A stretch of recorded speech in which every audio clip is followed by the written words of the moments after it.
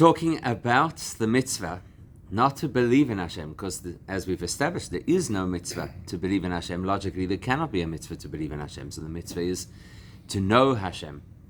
And that's why the Rambam spends so much time in his introduction, or in his first chapters of the section about fundamental Jewish belief, which is the first part of his whole book of Jewish law.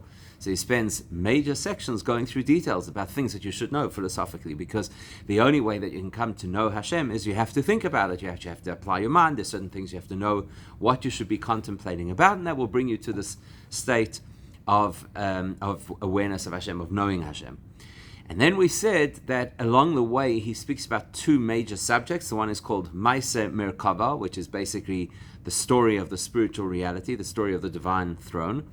And the other is Maise Bereshis, the story of creation. So those are two different areas, and he distinguishes between them, puts them into separate sections, and he tells us that the understanding of creation is very advanced, but the understanding of the divine chariot, of the spiritual worlds, that is so advanced that almost nobody really has access to it.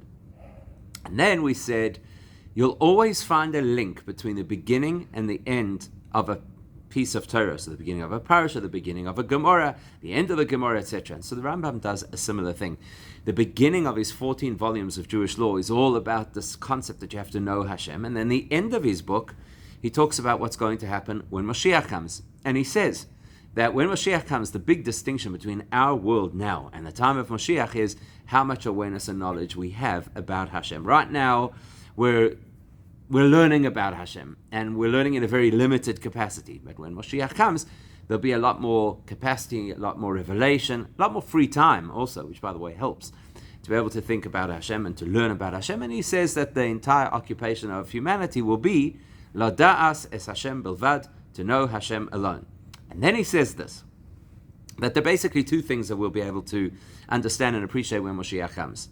The hidden knowledge and the knowledge of our Creator. Two different things. Hidden knowledge and the knowledge of our Creator. And when he speaks about hidden knowledge, he says that the Jewish people will be very wise, and therefore they will know the hidden knowledge. When he speaks about the knowledge of our Creator, there he puts a disclaimer. He says, you'll know the knowledge of your Creator to the extent of human capacity. Okay? To the extent of human capacity. So that's very interesting, a very interesting distinction. The other thing that he says also, and this is how he actually concludes the whole 14 volumes of Jewish law, is he says that this knowledge of Hashem will be so pervasive that it will be, and he quotes a verse from the book of Isaiah, that the knowledge of Hashem will fill the world like the ocean covers the seabed. Now you have to wonder, what's he saying by adding that particular designation? That it will be filled, you'll be filled with knowledge like the ocean, the waters cover the seabed. So obviously you think of that, you think of like a flood. You think of something that is completely overwhelming. You think of something that's everywhere. So what's he telling us? The link is this. There are two major subjects that a person is supposed to study in order to come to an appreciation of Hashem. You're supposed to learn about our world. And that doesn't just mean that you go and you get a degree in biology or in physics, and that's going to help you to understand the world, even though that's a good start. But much more importantly than that is to recognize the mechanisms that Hashem uses in order to make those things happen. So first you have to know that they happen. Like for example, we say in our davening, we say two expressions. We say, Ma rabu ma'asech Hashem. How much has Hashem created? How diverse is the creation? How, for example, where were we talking just the other day about how many galaxies there are? What's the observable universe? The amount of galaxies that they are in the trillions. Now, we don't even know what a trillion is. Quite frankly, we don't even know what a million is. But, unless you try and think of 6 million people, we can't conceptualize it. So then you think that a trillion is, like a billion. It's way beyond us. And they're saying that the galaxies number in the trillions. The cells in the human body also number in the trillions. It's just so impressive. It's so overwhelming. Morabu ma'asech Hashem. Look how diverse and how vast Hashem's creation is. And that in itself will help you appreciate Hashem. And in fact, one of the meditations that we could use in order to come to appreciate Hashem is literally to look out the window. An exercise that we do all the time without doing it properly. Look out the window. Literally, right now, look out the window. What do you see? So, for a start, count how many different species of plants you could see through the window right now. You look out the window, you say there's trees. Yeah, but stop and think about it. How many? It will fascinate you. Just out of that little space of the window that you look at, how many different kinds of plants you see, it will actually fascinate you. Because in our minds, we think so generically. There's trees. Oh, there's also flowers. And there's grass. Even the grass, there's more than one type of grass. There's this kind of grass, that kind of weed. There's this kind of thing that's growing there. You just pause and think about that for a second. Then think about one tree. So you're looking out the window and you see a tree. Think about one tree. How many leaves are on that tree? Have you ever thought about how many leaves are on a single tree? Have you ever thought about the mechanism that the tree uses to deliver nutrients from the soil into all of those branches, into all of those leaves? To get the water out of the water table, to reach up into the tree, to keep all of those leaves nice and green? Have you ever thought about the mechanisms that take place in order for those leaves in just a few months' time to start to change color and to dry up and to fall off and then to go through the process of rejuvenation? So once we contemplate the world, and that's just the plants that are outside. Have you ever considered how many living creatures there are outside the window, just in the range of vision that we have? Creatures that we see, creatures that we don't see. Again, we look outside, we say there's birds. Have you ever stopped to think how many species of birds there are in an urban environment? We're not talking about out in the Kruger. Just in an urban. Have you ever stopped to think? Have you ever thought about what it takes for those birds to survive? This one has to create that kind of nest. This one needs that type of food. That's why I put birdseed out. That's exactly right. Have you ever stopped to think about it? Have you ever stopped to think about how many different insects there are in that range that we could see outside the window? So you think, you think of flies and ants. Maybe you think about bees. You ever thought there's earthworms? There's, I don't know all the names, all the things. But how many, and all of them are collaborating together in order to keep the soil fresh, in order to move seeds from one place to another, to cross-pollinate. It's absolutely fact. We don't think about it. What do we think about? We think about I'm stuck in traffic. That's what we think about all day. And I think I'm late for this, I'm late for that, I'm stressed. We don't look out the window. Ever sit down like we used to do in the old days before there were cell phones, and look at the clouds. Just watch the whole dynamic of the clouds. So, Morabu Masech Hashem. The one meditation we use in order to appreciate Hashem's greatness is to think about how vast and complex the creation is. And the other is Magodlu Masech Hashem. How great is your creation. Because then after you've done your little bit of meditation about what's outside our window, which by the way is a meditation you could do far better if you went hiking in the Drakensberg, or you went to sit at a waterhole in the Kruger, or you sit at the beach. But even in an urban environment, now you just pause to think, all of the stuff that we are considering what we could see through the window, compare that to the complexity of our planet. Nobody ever stops to think about the complexity of our planet. We don't. It's not on our radar. Maybe you watch a National Geographic once in a while, and you see we don't think about how complex our planet is. And one day, go for a hike in the middle of wherever, go to the amphitheater in the Drakensberg, and then stop and think, how big am I compared to this range of mountains? And then think, how big is this range of mountains compared to the real ranges of mountains that exist? It's a joke.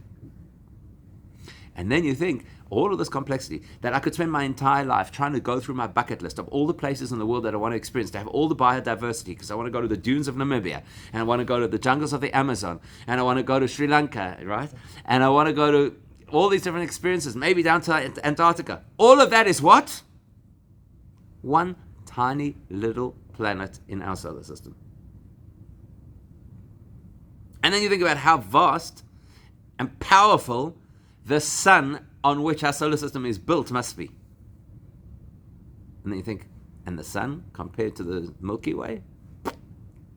It's nothing. It's nothing. And so you extrapolate out, and you can go through this whole meditative process, appreciating how great and vast Hashem's creation is. If we do the exercise, and we do it on a regular basis, and we do it properly, this is not properly, this is just like the executive summary. If you do it properly, You come to recognize Hashem. You come to recognize not only that there is a creator in the most generic sense, there's a profound creator. And we haven't even discussed contemplating the spiritual realities. That's just the physical universe, which is way beyond anything we could imagine. And then you start to recognize that once you enter the spiritual universe, the complexity and the capacity is so much greater that we're told, for example, that a single angel is as complex and as powerful as 1/3 of the whole observable universe. Now that's one angel, and that's a small angel.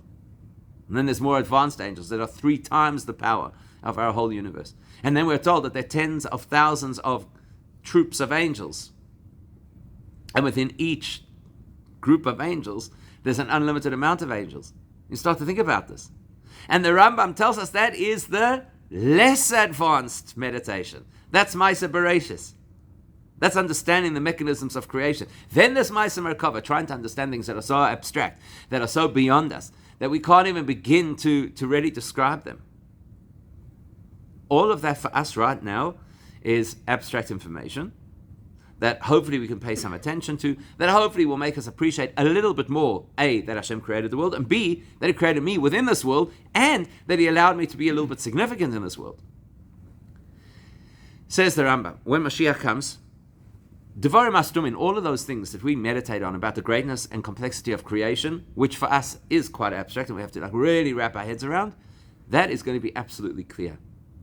Now, I don't know what that means. I don't know if it means that you're going to walk down the street and you're going to see the subatomic interactions that keep things alive, because that could make us a little bit mashuga. But you're going to have this absolute clarity about the greatness of creation. But the greatness of Hashem, even in the time of Mashiach, is so profound that you'll only be able to understand to the extent of human capacity. So human capacity, as we well know, we use whatever it is, 10% of our brains. So if we were using much more of our brains, we'd understand vastly more than what we understand now, but it would still be limited to human capacity, which, compared obviously to an infinite topic, is very, very limited. And that's why he tells us that it's like the ocean. Because if we switch back to the beginning of the Rambam, where he talks about these two subjects, he says, the amount of material that there is to understand about the mechanisms of creation, he says, what I'm explaining to you now is a drop in a bucket.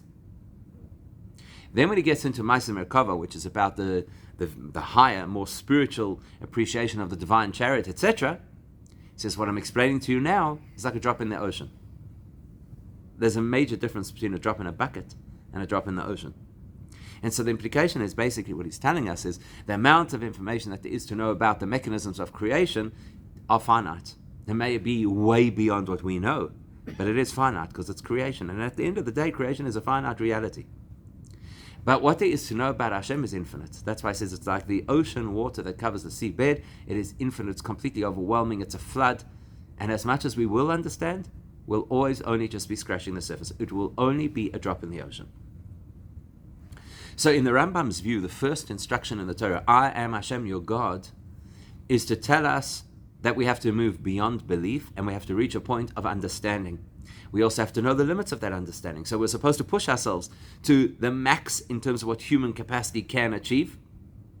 And simultaneously, we're supposed to recognize that only when Mashiach comes will we really begin to understand. And even then, it will be extremely limited compared to what there is to understand. Because at the end of the day, Hashem is infinite, and no finite being, no matter how much you upgrade them, will ever be able to comprehend the infinite. So now the question is, where does that leave us practically? Where does that leave us practically? We understand that there's a mitzvah now that we have to know Hashem. We understand that in order to know Hashem, we have to learn subjects that speak about Hashem. You can't know about Hashem by learning things that are not on the topic, right? For example, if a person signs up to do a course, and let's say you want to do a course in basic physics, you walk into the first lecture, and the lecturer starts telling you about chemistry, well, then you're not going to know about physics. So if you're going to sign up for a course on Gemara, or Halacha, or Chumash, or Tanakh, or philosophy, maybe philosophy, you're not really going to be learning about Hashem. You're going to be learning what Hashem did. You're going to learn what Hashem said, what Hashem expects of us. But you're not actually learning about Hashem. So clearly the subject matter that you have to know, which is to learn about Hashem. And it goes without saying that if we're going to be learning about Hashem, that's more mystical content. And that immediately raises the alarm for many people. Are we entitled to learn mystical content? Are we entitled to learn about Hashem? Don't they say that you have to be 40 years old before you learn Kabbalah and all those kinds of things? So what are the limitations on when and how much I can learn about God?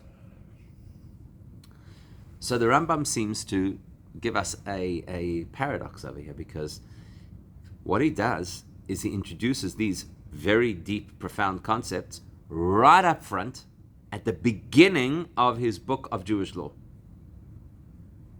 And then in that same conversation, he tells us you really should not hike around these lands until, in his words, you have filled yourself with meat and potatoes, basically.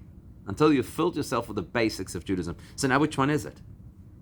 On the one end, he's telling us you don't delve into mysticism until you have mastered the Gemara and the Chumash and the Mishnah and the Midrash and all that kind of thing, because you have to have the staple foods first, and then you can enjoy the luxury of mysticism, which, if you think about it, actually makes a lot of sense. Anybody, for example, if you would go right now to the shelf and you'd pull out the Zohar and you would try to read it, even in English, the reality is it does not read as a mystical book.